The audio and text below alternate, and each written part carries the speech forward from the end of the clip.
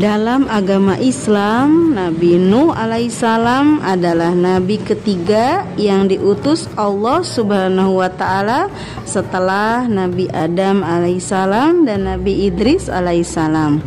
Nabi Nuh alaihissalam adalah utusan pertama yang diutus untuk umat manusia, karena nabi-nabi sebelumnya belum memiliki umat.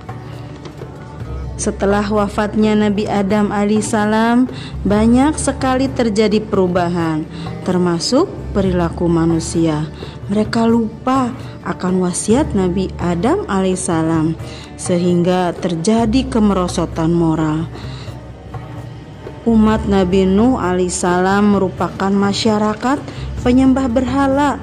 Berhala yang mereka sembah berupa patung-patung buatan tangan mereka sendiri. Karena semakin terkikisnya keimanan mereka, kejahatan dan perseteruan mewarnai kehidupan mereka. Kezaliman meningkat, banyak orang yang teraniaya, yang kaya semakin kaya, sementara yang miskin semakin miskin, dan ketidakadilan merajalela. Allah Subhanahu wa ta'ala pun memilih hambanya yang bersyukur ini dan mengutusnya sebagai nabi untuk kaumnya. Allah mengutus Nabi Nuh alaihissalam keluar menuju kaumnya dan mulai berdakwah. Nabi Nuh alaihissalam menyeru umatnya yang menyembah berhala kepada tauhid. Wahai kaumku, sembahlah Allah. Sekali-kali tidak ada Tuhan bagimu selainnya.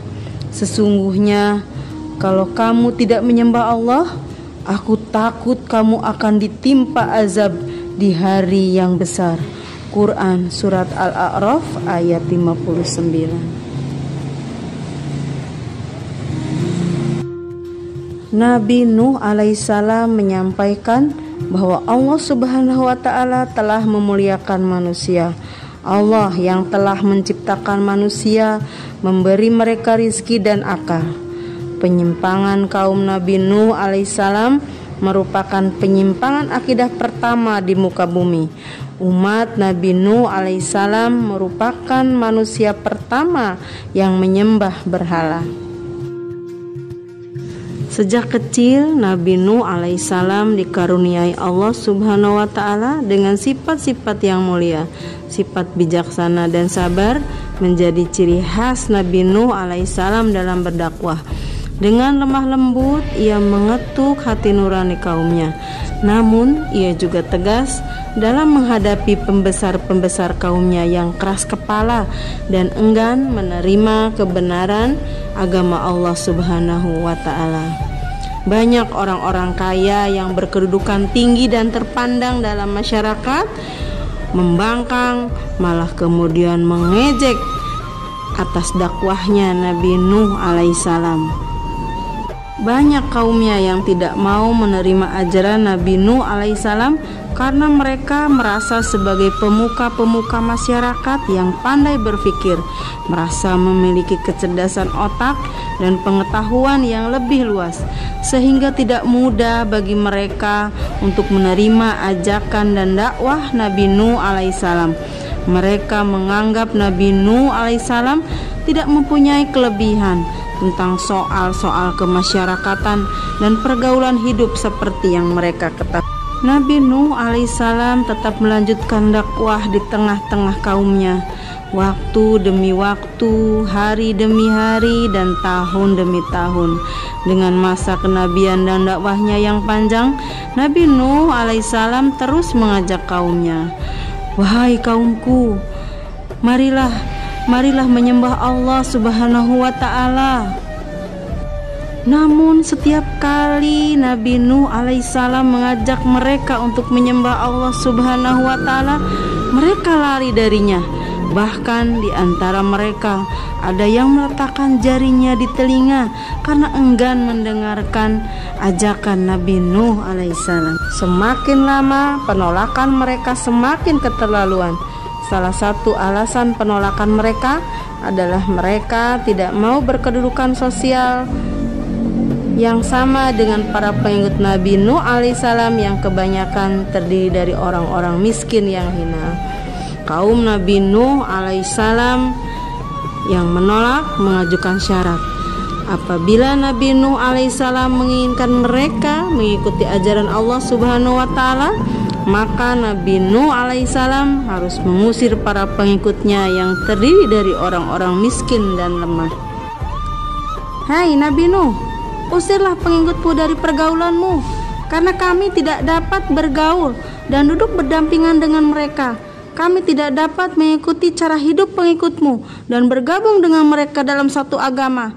Bagaimana kami dapat menerima satu agama yang menyamaratakan para bangsawan dengan orang awam, penguasa dengan bawahannya, orang kaya dengan orang miskin dan papa? Kami tidak mau. Nabi Nuh alaihissalam menolak persyaratan kaumnya dan berkata, risalah dan agama yang aku bawa adalah untuk semua orang tanpa kecuali, yang pandai maupun yang bodoh, yang kaya maupun miskin, majikan maupun buruh, penguasa maupun rakyat biasa. Nabi Nuh alaihissalam berkata kepada mereka, orang-orang mukmin yang kalian pandang sebelah mata, hina dan kalian remehkan itu, sesungguhnya pahala mereka itu tidak akan berkurang dengan adanya penghinaan kalian. Sungguh Allah Subhanahu wa ta'ala lebih tahu apa yang ada dalam diri mereka. Dialah yang membalas amal mereka. Sungguh aku telah menganiaya diriku sendiri seandainya aku mengatakan bahwa Allah Subhanahu wa ta'ala tidak memberikan kebaikan kepada mereka. Nabi Nuh alaihissalam berada di tengah-tengah kaumnya selama 950 tahun. Dengan waktu yang lama itu, ia berdakwah menyampaikan risalah Allah Subhanahu wa ta'ala. Ia berusaha menghilangkan sifat-sifat sombong dan congkak yang melekat pada para pembesar kaumnya. Ia mendidik agar mereka berkasih sayang dan tolong-menolong di antara sesama manusia. Nabi Nuh alaihissalam mengharapkan datangnya suatu masa di mana kaumnya akan sadar dan mengakui kebenaran dakwahnya. Lalu datanglah hari di mana Allah Subhanahu wa ta'ala mewahyukan kepada Nabi Nuh alaihissalam bahwa orang-orang yang beriman dari kaumnya tidak akan bertambah lagi. Allah Subhanahu wa ta'ala berfirman kepadanya agar ia tidak bersedih atas tindakan mereka.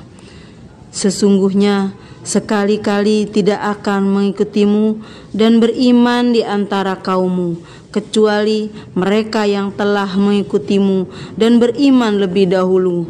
Maka janganlah engkau bersedih hati karena apa yang mereka perbuat. Quran Surat Hud ayat 36. Setelah menerima perintah Allah Subhanahu wa ta'ala untuk membuat sebuah bahtera raksasa, segeralah Nabi Nuh alaihissalam mengumpulkan para pengikutnya. Lalu mereka mulai mengumpulkan bahan yang diperlukan untuk membuat bahtera tersebut. Mereka mengambil tempat agak jauh dari keramaian. Dengan tekun mereka bekerja siang dan malam menyelesaikan pembuatan bahtera yang diperintahkannya itu. Untuk membuat bahtera tersebut, Nabi Nuh alaihissalam menanam pohon dalam waktu yang lama.